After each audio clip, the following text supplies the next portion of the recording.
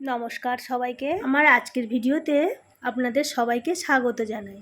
রবিবার মানে প্রত্যেক বাড়িতে চিকেন বা মটন রান্না হবেই, তাই আজকে একটি সহজ উপায়ে মটন কারির রেসিপি নিয়ে চলে এসেছি। প্রথমে ভালো করে মটন বেছে ধুয়ে নিয়েছি, আর গরম কড়াইয়ে সর্ষের তেলে শুকনো লঙ্কা ও তেজপাতা ফোড়ন দিয়েছি, সাথে কিছুটা এলাচও দিয়ে দিয়েছি। এবার মিক্সিতে আমি একটা পেস্ট বানিয়ে নিয়েছিলাম, আদা রসুন পেঁয়াজ ও কাঁচা লঙ্কা এটাকে কড়াইয়ে ঢেলে দিয়েছি। এবারে লবণ ও হলুদ দিয়ে এটাকে ভালো করে কষে নিতে হবে।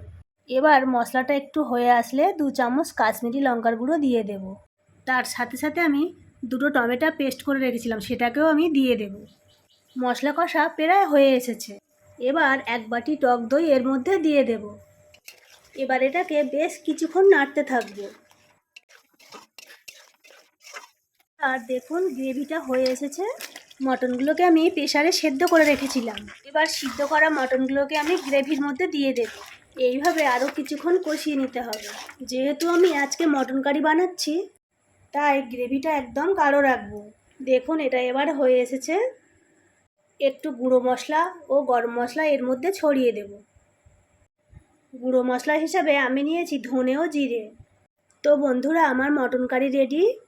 আপনারা চাইলে এই সহজ উপায়ে মটন কারি রেসিপিটা বানাতে পারেন। কেমন হয়েছে জানাবেন কিন্তু। তাহলে আজ চলি, টাটা।